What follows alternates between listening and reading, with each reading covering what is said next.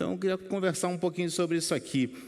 Como o Guilherme falou, eu moro no exterior, estou há 10 anos já morando no exterior, mas essa é a minha igreja. Continua sendo. E toda vez que eu venho, eu tenho a oportunidade de ter essa comunhão. E o que eu vou falar hoje começou com uma conversa das últimas 2 vezes que eu estive aqui.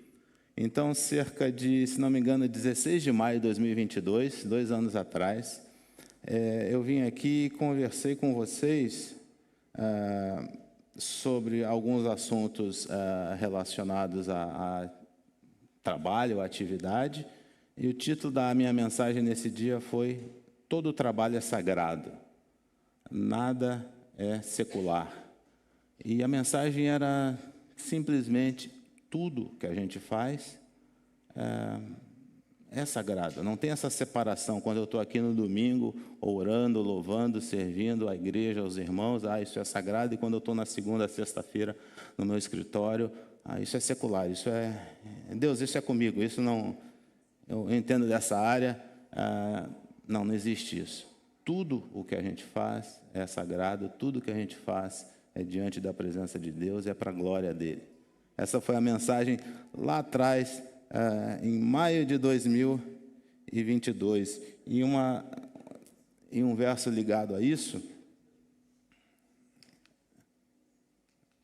é esse aqui, Colossenses 3, 23, que nos diz que tudo o que fizerem, façam de todo o coração, como para o Senhor, e não para os homens, sabendo que receberão do Senhor a recompensa da herança. É a Cristo, o Senhor, que vocês estão servindo. Então, foi essa a mensagem que, há 2 anos atrás, eu compartilhei aqui, e um pouquinho mais recente, ontem, eu vim aqui e conversei um pouco sobre ética cristã, ética no trabalho. A gravação está disponível, vejo que alguns de vocês estiveram aqui ontem, obrigado pela presença, por ter vindo, mas eu falei ontem sobre ética cristã, que também é sobre trabalho, mas fala um pouquinho sobre o que é o trabalho, como é o trabalho sobre a ótica bíblica, sobre a ótica cristã, e também várias mensagens colocadas, e uma das mensagens, as principais mensagens, é que o nosso trabalho, o que a gente faz, de novo, não é no domingo, não é quando está na igreja, não é quando está servindo como obreiro, mas em qualquer situação, tudo que nós fazemos, o nosso trabalho, ele é uma extensão e ele deve seguir o padrão do trabalho de Deus. Ontem eu falei falei bastante sobre o que é o trabalho de Deus, o que Deus faz, o Deus Pai, Deus Filho, Deus Espírito Santo, e uma das... tema central, a mensagem central está ligada a isso aqui. Pois nós somos cooperadores de Deus. Vocês são lavoura de Deus e edifício de Deus. Então, de um lado, tudo que nós fazemos é sagrado, tudo que nós fazemos é diante da presença de Deus, é ligado a Ele. E 2 anos atrás de ontem eu falei mais ou menos isso aqui. E o que é o nosso trabalho? O nosso trabalho é uma extensão do trabalho de Deus, porque de Deus nós somos cooperadores. E a gente coopera com Deus, com o trabalho de Deus, não somente na igreja, em missões, evangelizando. Nós somos cooperadores de Deus em todo e qualquer instante, em tudo o que nós fazemos. É de segunda a sexta, no nosso escritório, no ambiente de trabalho, na repartição, no quartel, onde quer que a gente trabalhe. Somos cooperadores de Deus para quem não tem um trabalho fora, trabalha em casa, cuidando das crianças, gerindo a casa. É um trabalho nobre, é um trabalho que agrada a Deus, e nós cooperamos com Deus quando a gente está fazendo esse trabalho. Quem está aposentado e não precisa mais ir a uma empresa, também está trabalhando, também está cooperando, todos, não existe um limite. Ninguém se aposenta de Deus. Concordam com isso? Não tem aposentadoria para o que a gente faz para Deus. E uma outra mensagem que eu passei ontem é: por que trabalhamos? Qual o propósito do nosso trabalho? A gente coopera, Mas qual é o objeto? Qual é o alvo? Qual é o nosso propósito? E o propósito é a glória de Deus. A glória de Deus é o nosso propósito. Para isso que a gente trabalha. Onde é que a gente quer chegar? A gente quer chegar na glória de Deus. Então, foi isso que eu falei há 2 anos atrás, mais ou menos isso que eu falei ontem. E o que eu queria compartilhar com vocês é parte do meu ministério. O meu ministério não é sacerdotal. Eu não sou pastor, não sou sacerdote, não sou oficialmente obreiro. Eu sou um professor. Esse é o meu ministério. Minha principal atividade, eu também tenho empresa, faço outras atividades, mas minha atividade principal é lecionar, eu sou professor. E nesse ministério, uma honra que eu tenho, um privilégio que eu tenho, é de orientar jovens.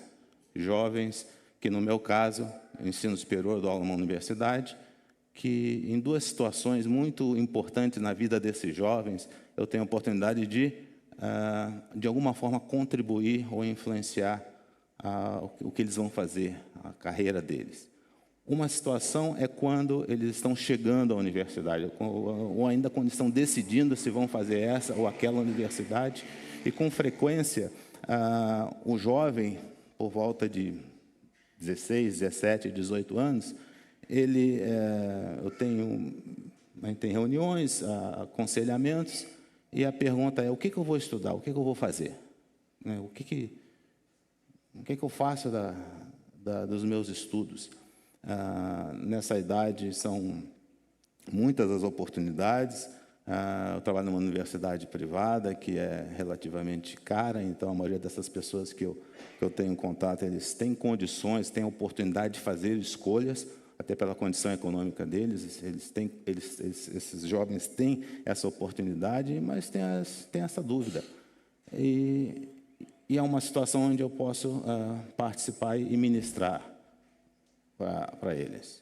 E numa outra situação, que seria no outro extremo, quando eles estão encerrando o curso, já com 22, 23 anos, a pergunta é: o que eu faço da minha carreira? O que eu faço da minha vida profissional? Para onde eu direciono esse meu destino? Então, nessas 2 situações, eu tenho essa oportunidade de falar alguma coisa. O que eu falo para esses jovens, nessas 2 situações, é o que eu gostaria de compartilhar hoje. E o título que eu dei aqui para essa conversa, qual o plano de Deus para a minha vida? Porque é isso que eu respondo para eles nessas 2 situações. Então, se a gente for olhar sob o ponto de vista secular, quando um jovem, pergunta para você o que devo estudar, onde é que eu devo trabalhar, o lado secular tem uma área de conhecimento, orientação de carreira, que faz isso. Então, normalmente são profissionais ligados a recursos humanos, psicologia, que tem essa característica de orientar o jovem onde deve fazer, como deve fazer. E eu ontem abri um desses sites, empresas que fazem isso, e aí dei uma olhada como é que eles se autoproclamam. E uma das atividades que fazem, aí eu fiz quando era jovem, e ainda é muito comum, um tal de teste de carreira. Vocês já ouviram falar nisso? Quando você faz teste de carreira? Aptidão também. Aí o que acontece? Aí eu dei uma olhada da definição numa dessas empresas mais conceituadas. Então, estava escrito lá: teste de carreira, mede interesses, ambições, antecedentes, personalidade e preferências no local de trabalho, com prováveis ocupações. Ou seja, quem é a pessoa, suas características, o que ele deseja, preferências, visando prováveis ocupações, ou seja, olhando para o mercado de trabalho, quais são as oportunidades, o que existe, e como está na moda agora, usando inteligência artificial, Então a gente faz todo estuda-se a pessoa, estuda-se o mercado e faz um cruzamento em relação a isso. Várias empresas fazem isso, eu fiz isso, eu acho que é uma atividade profissional nobre, que deve ser feita, deve ser respeitada, não existe nenhum erro, mas não é isso que eu falo para os meus alunos, quando eles me fazem essa pergunta. Como eu tenho chamo o privilégio de trabalhar numa universidade cristã, essa universidade cristã me dá o direito, me dá a oportunidade de abrir as Escrituras no meu ambiente de trabalho. A universidade me dá a oportunidade, inclusive incentiva, que eu faça uma integração da minha fé, da nossa fé, que é a universidade cristã, com a minha atividade. Antes de trabalhar nessa universidade, eu trabalhava numa universidade estadual, uma universidade pública, em que, se eu fizesse isso, eu ia ser demitido sumariamente. Se eu abrisse a Bíblia naquela universidade pública, eu ia ser denunciado, ia ser sumariamente demitido, porque é proibido fazer isso. Mas agora eu posso. Já que eu posso, eu faço. E faço bastante. O que eu falo para os meus alunos é o que eu chamo de uma abordagem bíblica, né? Como é que eu respondo essa pergunta? E essa pergunta, quando eu estava preparando aqui, eu estava observando que ela não é limitada ao jovem que não está resolvendo qual universidade vai ingressar, ou ao que está prestes a se formar, que está tentando identificar a sua vida profissional. Essa resposta vale para qualquer um. Porque se eu estou tentando identificar qual é a vontade de Deus para a minha vida, não são nesses 2 instantes. É em qualquer instante, em qualquer momento. É sempre que a gente está, ou deve estar, presente nisso. Então, o que eu falo para os meus alunos é uma abordagem bíblica. E a abordagem que eu falo tem várias maneiras de chamar isso, mas eu chamo eu intitulo isso de chamado, né? Em inglês é calling. Qual o seu chamado? Aqui Deus chama você. Qual é a sua missão dada por Deus para isso? E o que acontece com essa abordagem é que, às vezes, ela é conflitante com a visão do mundo, a visão do psicólogo, a visão do teste de aptidão, porque Deus não está amarrado a isso, né? Deus é soberano. E, às vezes, acontece algum tipo de choque em relação a essa abordagem tradicional, secular, científica. De novo, não há nada errado em relação a isso, com uma abordagem bíblica que está calcada no chamado. Na verdade, elas não são necessariamente conflitantes, mas, às vezes, podem acontecer conflitos. E a gente que está no meio da igreja sabe que, às vezes, Deus nos chama para fazer coisas pitorescas, né? Para dizer o mínimo, né? Às vezes Deus nos chama para fazer coisas que não são exatamente o que a gente imaginava, não representam exatamente o que a gente imagina, às vezes nem mesmo o que a gente deseja. E aí, essa normalmente é a resposta, né? Às vezes a gente vai de encontro, né, ao que o mundo nos aponta, o que o mundo nos mostra, né? Porque nós somos chamados para não nos amoldarmos ao padrão desse mundo, mas para nos renovarmos, né? Porque a gente quer ser capaz de experimentar e comprovar boa, agradável e perfeita vontade de Deus. E a minha resposta para os meus alunos está calcada nisso. Qual o seu chamado? Qual é a vontade de Deus para a sua vida? Por quê? Porque eu quero que eles experimentem e comprovem a boa, agradável e perfeita vontade de Deus. Essa é a minha abordagem. E eu alerto esses meus alunos, né, que, às vezes, a resposta ou essa busca pelo chamado pode levar a algo que não é exatamente o que a sociedade está esperando. Não é exatamente o que os pais estão esperando. Não é exatamente o que os colegas, a sociedade, estão esperando. Mas é a vontade de Deus, é a palavra de Deus. E essa deve ser observada, essa deve ser respeitada. Porque quando existe esse conflito, a gente tem uma lembrança de Paulo em relação a a essas situações ou esses momentos em que Deus nos chama para fazer algo que diverge bastante da expectativa da sociedade, expectativa da família, expectativa do nosso meio.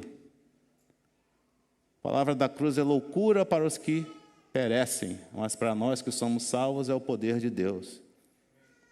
A palavra é o poder de Deus. Esse é o nosso norte. Esse é o principal critério que a gente vai utilizar para tomar a decisão, porque são decisões importantes. É decisão importante lá para o jovem que está decidindo o que ele vai fazer dos seus estudos, é uma decisão importante daquele jovem que está ingressando no mercado de trabalho, está iniciando a sua vida profissional, mas é importante para todo mundo, porque a qualquer instante Deus tem algo para você. E esse algo para você pode ser loucura para o mundo, mas para Deus é manifestação do poder dele. Então, o que eu explico, né, e o que eu tento mostrar é um caminho lógico baseado em verdades. Então, a primeira coisa que eu falo é a primeira verdade. Deus criou o homem, à sua imagem e semelhança, e isso não é novidade para ninguém, né? Ninguém está ouvindo isso aqui pela primeira vez, né? Deus Criador, nos criou. A Bíblia fala que nós somos a joia da criação dele, né? Coisa muito importante para ele. Então, Deus nos criou. Ele criou e criou como uma joia. E essa joia tem algumas características, e uma das características é que nós somos distintos, diferentes. Todos somos criados à imagem de Deus, porém, de maneira diferente. Não há duas pessoas iguais.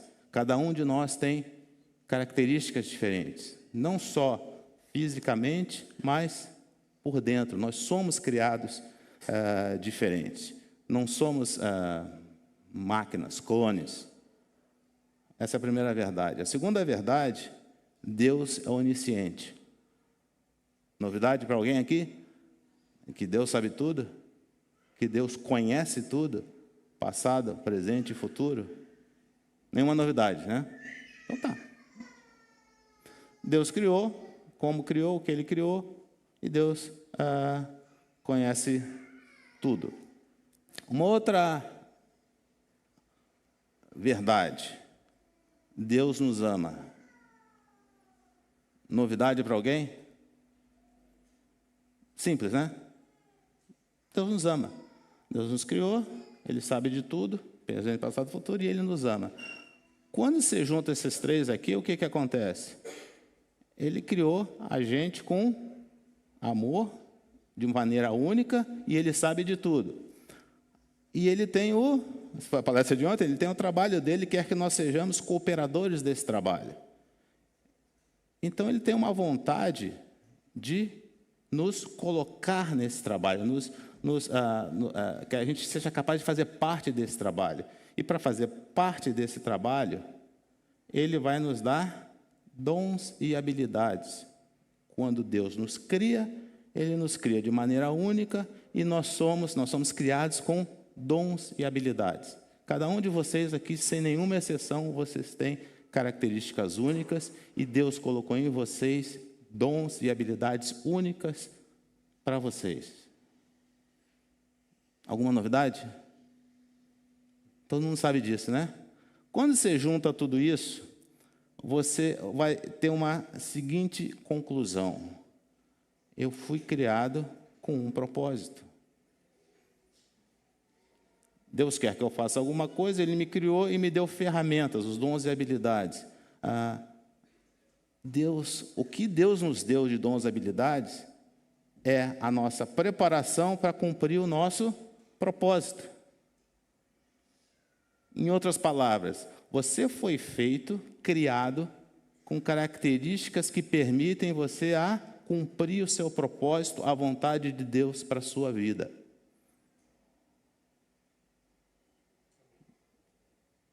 Uma coisa leva a outra. A gente parte dessas verdades e chega à conclusão. Então, Deus nos ama, Ele tem uma vontade, Ele quer que nós colaboremos com o trabalho dEle. Essa vontade é o quê? Boa, perfeita e agradável. Deus nos ama, Ele tem o plano, então o que vai acontecer?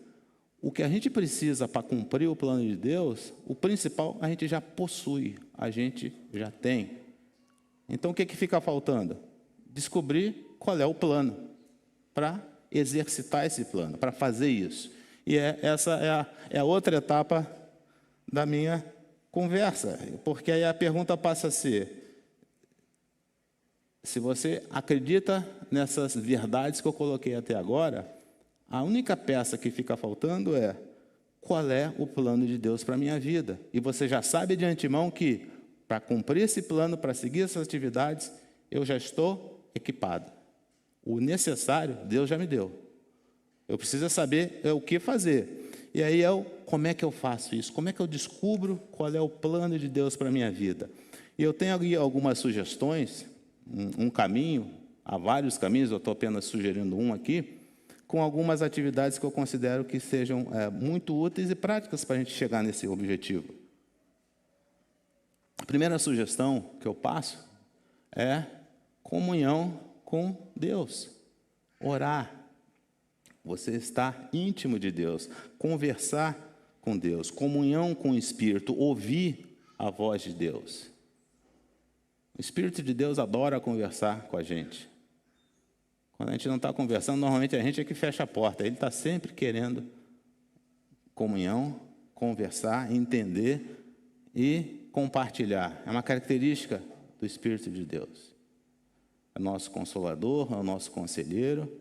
Ele está sempre disposto a isso. Então, o primeiro conselho é: vamos orar. Comunhão com o Espírito, ouvir a voz de Deus. A segunda sugestão para identificar qual é o plano de Deus para a nossa vida, eu me incluo aqui, todos nós, é observar os dons e habilidades. O que Deus já deu para você? Quais são as suas características? O que caracteriza a sua pessoa? O que você faz bem? O que você tem facilidade a fazer? Em outras palavras, qual o equipamento, né? O que Deus colocou no seu bornal, na sua mochila? Isso é um bom indicativo de você entender o que Deus quer para a sua vida. Como é que você foi equipado?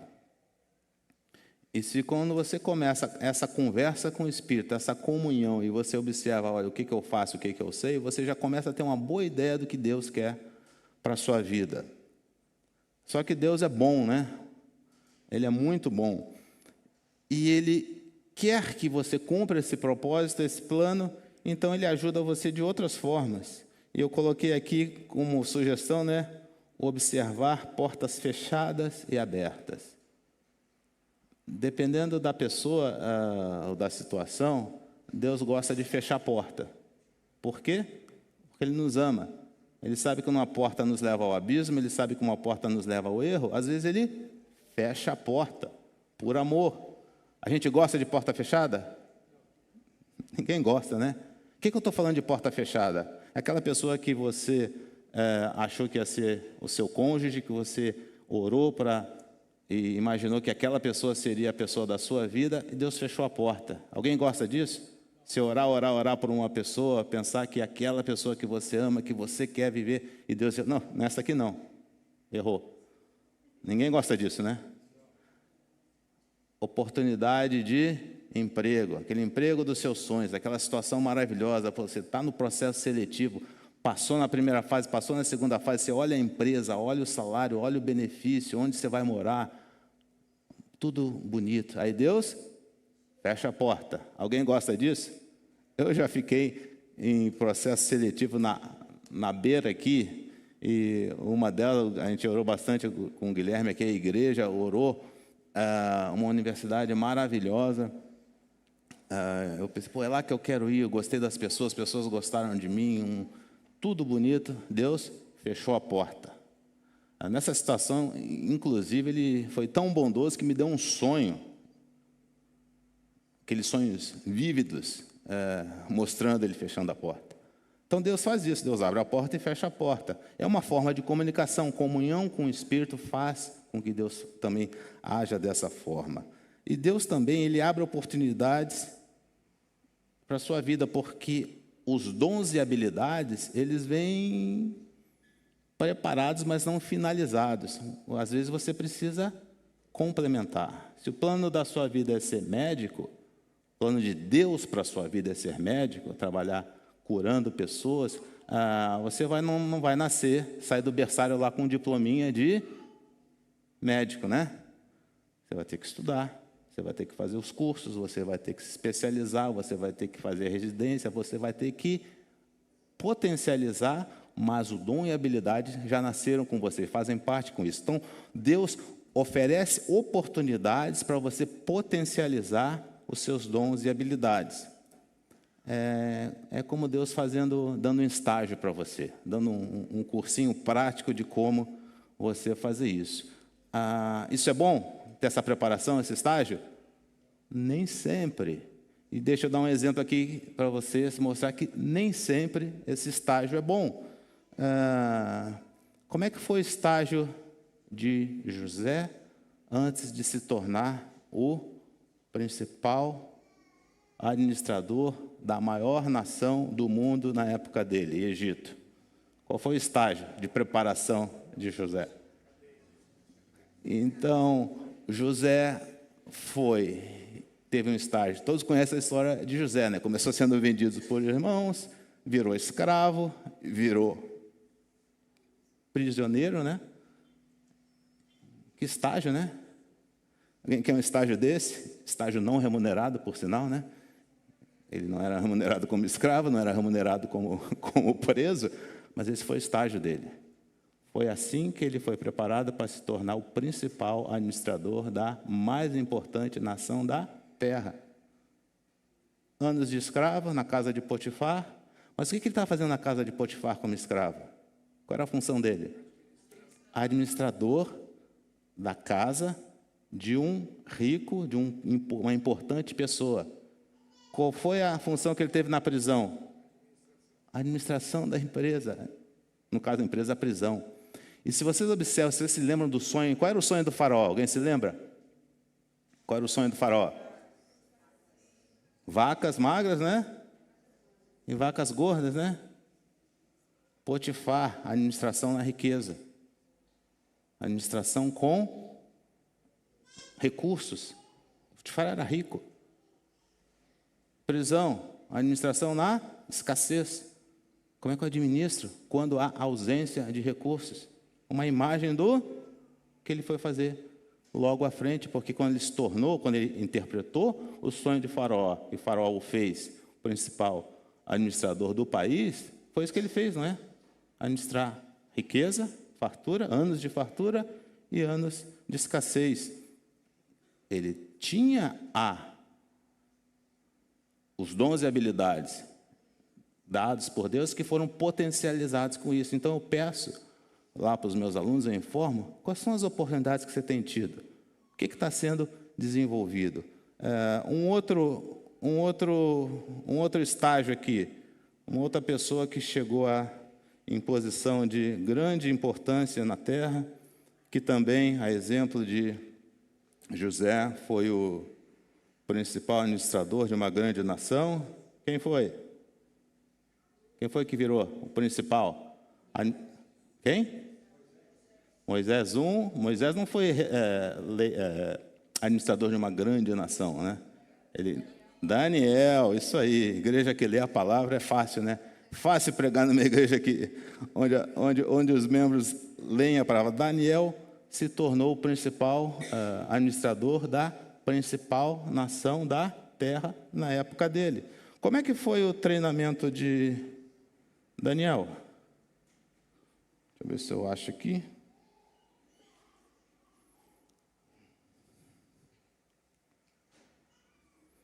Olha só o estágio de Daniel, como é que foi. Primeira coisa, ele já nasceu príncipe de Israel. onde príncipe, esse conceito de príncipe, não é o conceito de príncipe que a gente tem o príncipe na Inglaterra. O conceito de príncipe era ele vinha de uma família nobre, de uma família de preeminência, uma família judia já nobre. Então, quando o Nabucodonosor resolveu passar régua lá em Jerusalém, o que ele fez? E esse era um hábito comum naquela época. Era comum nações brigarem com nações e encamparem o território. E uma forma de manter o poder sobre aquela nação dominada era buscar os líderes daquela nação dominada e trazer para o seu mundo e aculturá-los para que eles não se tornassem no futuro rebeldes. Era isso que Nabucodonosor fez. Pegou os príncipes de Israel, os jovens de famílias nobres, os futuros líderes, aqueles que poderiam potencialmente liderar revoluções e apresentar problemas à dominação, e levou para aculturar na Babilônia. Então, olha o que ele fez. Jovens que não houvesse defeito algum, de boa aparência, instruídos em toda a sabedoria e doutos em ciência. Ou seja, essa é a característica inata de Daniel. Era assim que Deus o criou. Então, ele tinha boa aparência, instruído em sabedoria, tinha ciência, doutos em ciência, entendidos no conhecimento, e que tivesse habilidades para servir no palácio. Aí o que Nabucodonosor fez para esses jovens, inclusive Daniel? Ensinou as letras, a língua, os hábitos, a cultura. Ou seja, Daniel já era tudo isso aqui de bom, né?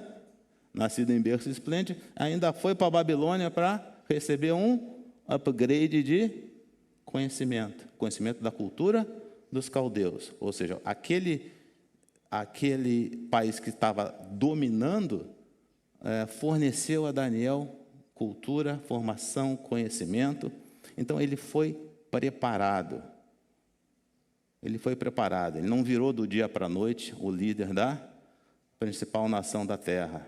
Ele já nasceu com os dons e habilidades e foram potencializadas. Então, qual é o meu ponto aqui? Você é criado com seus dons e habilidades, você tem essas características, Deus tem um plano para você, Deus conversa com você, Ele informa qual é o plano, e Ele também ajuda preparando você, dando treinamento, fazendo o estágio, dando condições para que você potencialize as suas características. Mais um que foi treinado, Paulo. Paulo escreveu muito, né, no Novo Testamento, né? E existe um dito bastante comum no nosso meio, que é: Deus não escolhe os capacitados, Deus capacita os escolhidos, né? Chamados, né? Muito comum isso, né? Vocês já ouviram isso, né? Quem foi o Paulo? Ou quem foi o Saulo? Ele não surgiu do nada para escrever uma boa parte do Novo Testamento. Não foi depois que Jesus apareceu para ele no caminho de Damasco e que ele, agora eu acredito em Jesus, então deixa eu estudar o que é essa religião, o que é esse conhecimento. Quem treinou Saulo? Gamaliel, né? Tá lá em Atos 22, né? 1:22. Então, 22:3. Saulo foi treinado por Gamaliel. Quem foi Gamaliel? Membro do Sinédrio, certo? Douto na lei, um rabino reconhecido de conhecimento e poder naquele meio. Então, Saulo foi treinado na palavra de então, Torá. Então, ele era ou estava se tornando um mestre da lei. Quando ele, depois de convertido, depois que Ananias lá tirou as escamas lá, e ele subiu na sinagoga para defender Jesus, ele não saiu do nada. Ele já era um mestre da lei. Ele já conhecia o Torá com profundidade. Ele conseguia e tinha condições de negociar ou de discutir a palavra com os outros judeus. Saulo também tinha outra formação. Ele era, alguém se lembra? Advogado. Ele também tinha essa característica. Ele tinha estudado para isso. Existe uma biografia sobre Saulo muito boa, que eu recomendo, escrita por Thomas Caldwell, que conta de forma romanceada toda a biografia de Saulo. Excelente leitura. Longa leitura, são as 800 páginas, mas muito, muito boas. Thomas Caldwell é o nome do autor. Então, Saulo, que virou Paulo, nascido com habilidades, dons e habilidades, e também recebeu treinamento ampliado. Então, é isso que eu falo para os meus alunos. Você foi criado, você já tem, você precisa potencializar. O Espírito vai conversar com você, vai dizer o que você vai fazer, vai dar dicas sobre os planos de Deus para a sua vida, e você vai ter, para o seu auxílio, algumas portas fechadas, na maioria dos casos, para o seu bem, algumas portas que são abertas de maneira inesperada. Acho que todo mundo aqui, sem exceção, conhece histórias de portas que foram abertas de maneira totalmente inesperada. É aquela situação em que tem 50 candidatos para uma vaga, todos, ou a maioria deles, bem qualificados, mas a vaga abre para você. Não tem muita justificativa. É Deus abrindo porta. Aliás, é por isso que a gente ora, né? Para Deus agir na nossa vida. E Deus age. Só que às vezes é fechando a porta, às vezes é abrindo a porta. E Deus nos fornece oportunidades para aprimorar os nossos dons e habilidades com esses treinamentos, com esses estágios. Quanto tempo eu tenho? Não sei se vocês gostaram do que ele fez, né? Ele fez assim. Vamos lá. Eu queria falar sobre mais um treinamento. E eu gostaria que vocês, em 10 segundos, tomam mais um gole de água aqui, perguntem para vocês mesmos como foi o treinamento de Jesus. Como Jesus foi treinado para cumprir o seu ministério. 30 segundos para vocês refletirem nessa.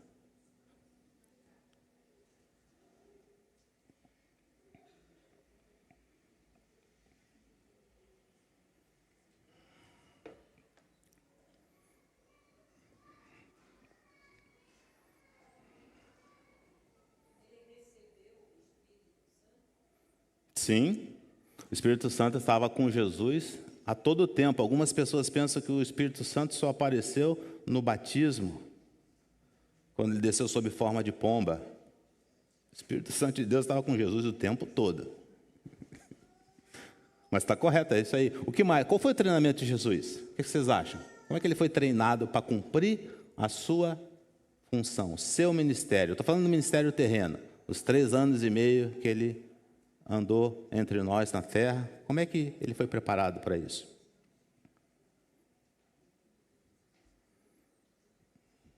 Tiago lá já cofiou a sua nova barba. Jesus trabalhou.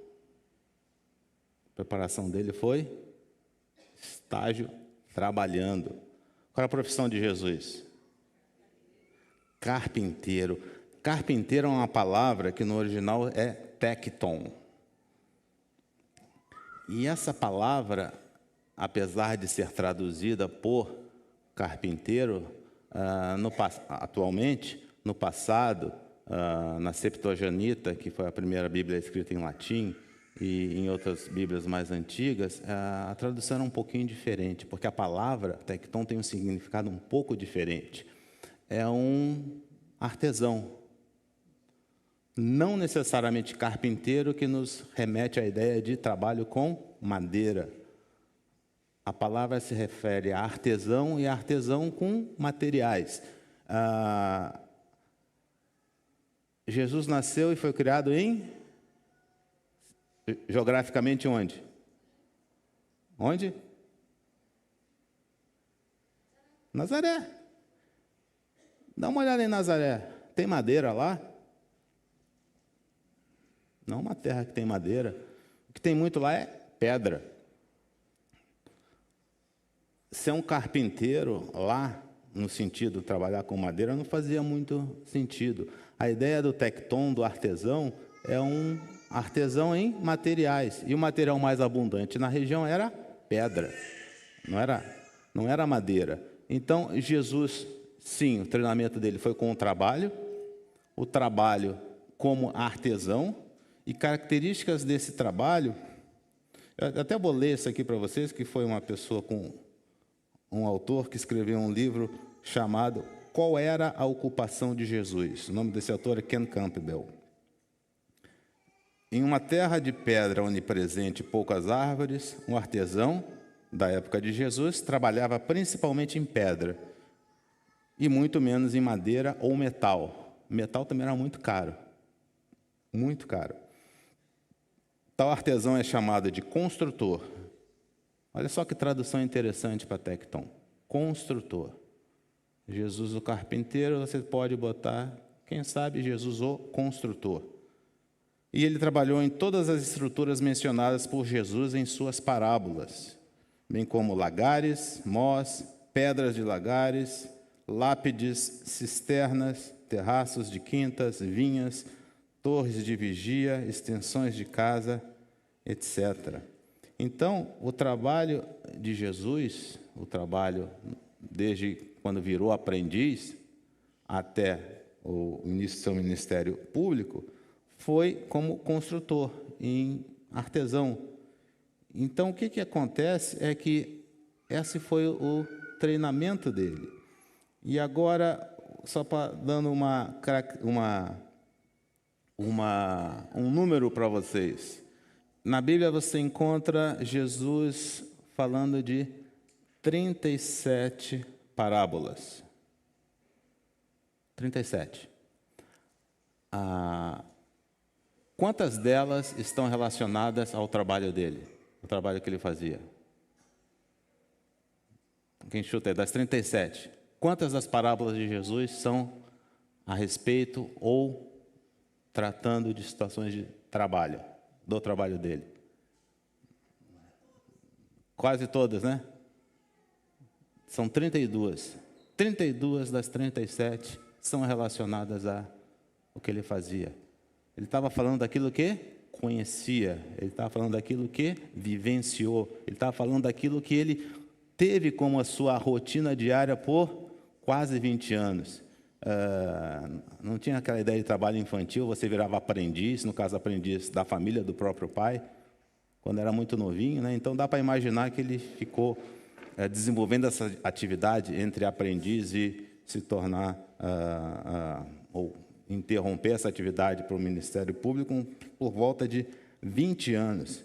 Ele ficou mais ou menos 20 anos fazendo essa atividade, que seria parte da sua preparação.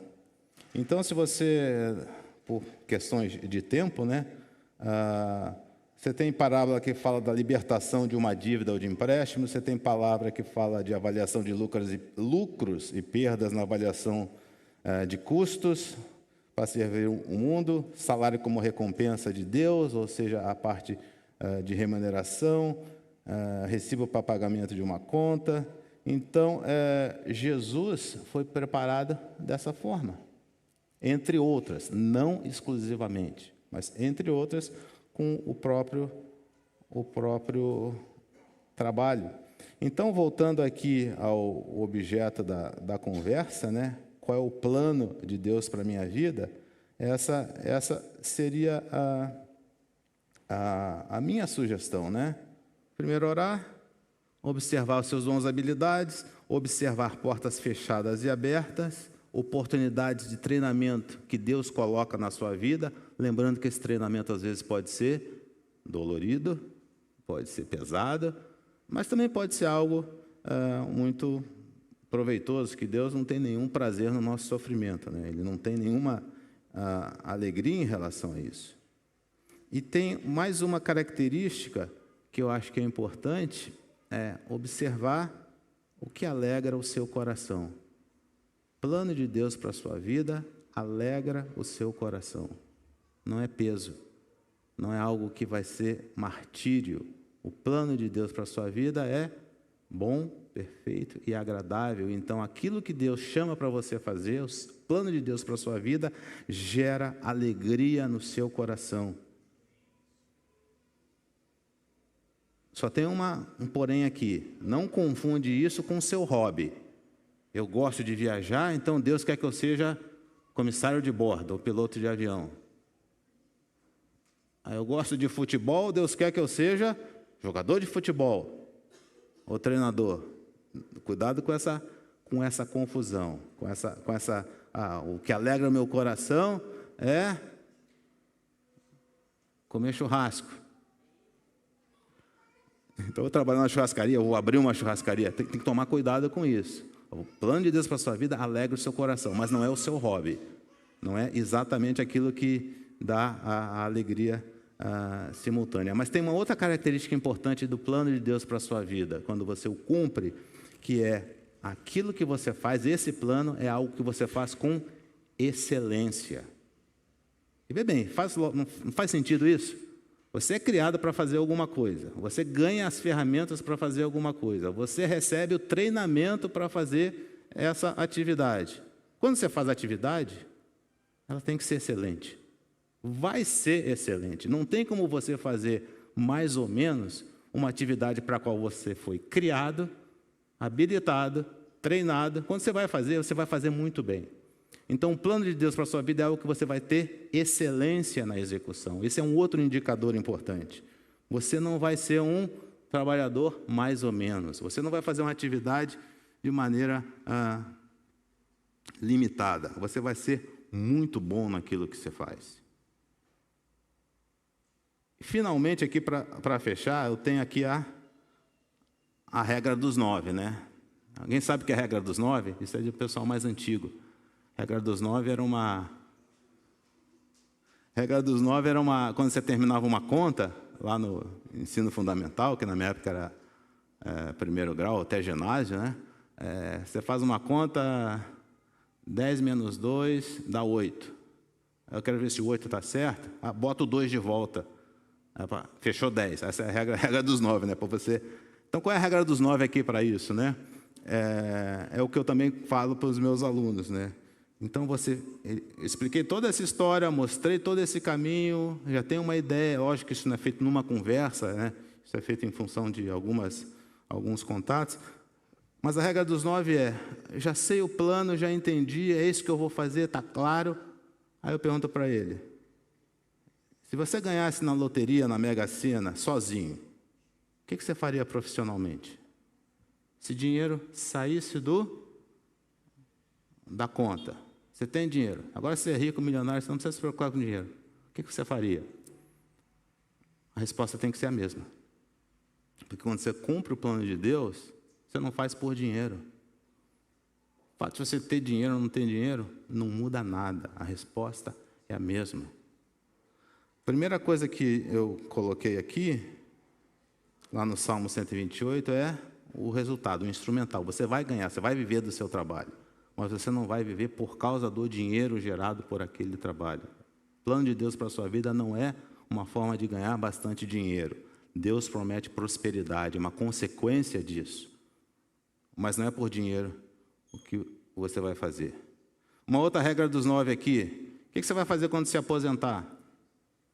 Supondo que aposentado você tenha saúde e recursos, né? A resposta não muda também. Porque você não se aposenta do plano de Deus para a sua vida. Você pode mudar um pouco, né? O plano é você ser advogado, então você vai lá para um escritório, vai cumprir. Quando você se aposenta, você vira conselheiro, você continua ligado. O plano de Deus, ele não tem prazo de validade. Ele pode evoluir, ele pode alterar. Hoje Deus chama para você para fazer uma atividade, amanhã chama para fazer outra, mas elas estão sempre ligadas, uma leva a outra. E a terceira regra dos 9 é um pouquinho mais lúdica, né? Faz de conta que você tem uma liberdade de fazer o que você quiser, mas o seu salário, a sua remuneração é medida por uma espécie de contador especial. É uma coisinha, uma maquininha que você bota aqui no coração, e essa maquininha vai medir para você, vai medir a sua satisfação e a sua alegria. Então, se você está fazendo alguma coisa que gera satisfação e gera alegria, o reloginho vai lá para cima e você ganha bastante. Se você está numa atividade que não está alegre, está contrariado, está inquieto, infeliz, o reloginho marca baixo e você ganha pouco. O que você faria para o reloginho estar lá em cima? É uma outra regra dos 9. São maneiras, né, de você entender e verificar se é isso ou se não é isso. E eu também sempre ofereço como opção, né, para a pessoa, né, a regra do fracasso. Se você quiser fracassar, tem um caminho muito simples, muito rápido, que você pode seguir se o seu objetivo for, né, fracassar na sua vida profissional. E a regra do fracasso é: busque dinheiro, busque posição, tente agradar os outros, a sociedade, tente ser o popular na mídia social. Esse é o segredo do fracasso. Se você fizer isso, sua vida vai ser profissional, vai ser miserável, vai ser muito, muito ruim. Porque ninguém pode servir a 2 senhores, pois odiará um e amará o outro, ou se dedicará a um e desprezará o outro. Vocês não podem servir a Deus e ao dinheiro. E isso é o que eu passo para os meus alunos, mas quando eu estava preparando, eu acho que isso serve para muita gente, acho que serve para todo mundo. O plano de Deus para as nossas vidas é o melhor que pode acontecer para a gente, e é isso que a gente tem que buscar. E essa é uma sugestão para chegar a esse objetivo. Amém?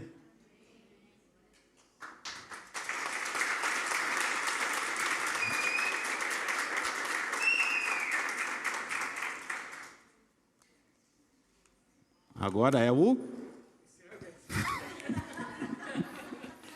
Mas eu queria ter o privilégio de ter o pastor Antônio para orar, para encerrar. Por favor.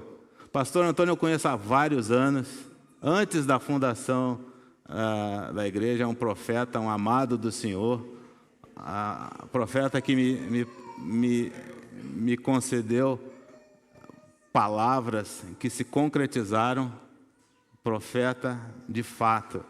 E tenho muito carinho pelo pastor Antônio. Glória a Deus.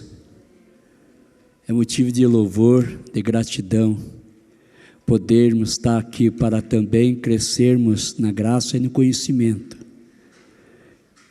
Vamos orar. Pai Celestial, Pai de amor, nós te engrandecemos e te exaltamos por tudo que o Senhor Deus é e por tudo que o Senhor Deus continua fazendo. Leva a cada irmão, a cada irmã, a cada criança a seus lares, dando a eles um dia abençoado. Continua abençoando o Vlamir, que trouxe a palavra, sua esposa e seus filhos, cuidando, enfim, de todos aqueles que amam ao Senhor. Abençoa neste dia de hoje, para a glória do teu santo nome. Amém.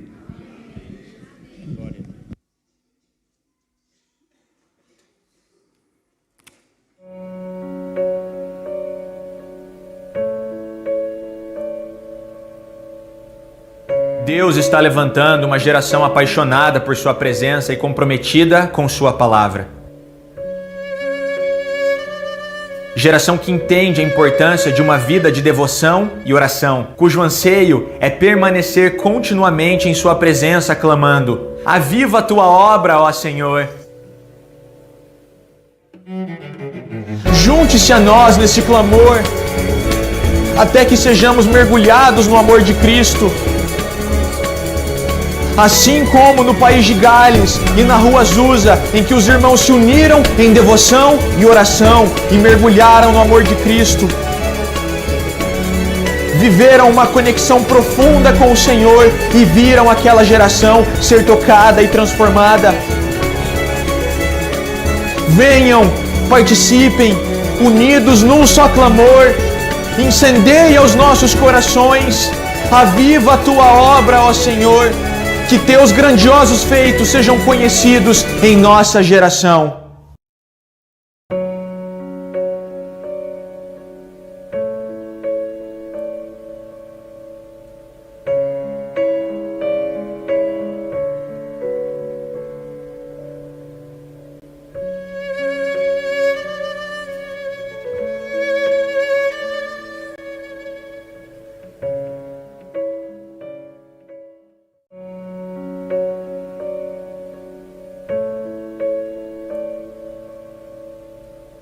Deus está levantando uma geração apaixonada por sua presença e comprometida com sua palavra.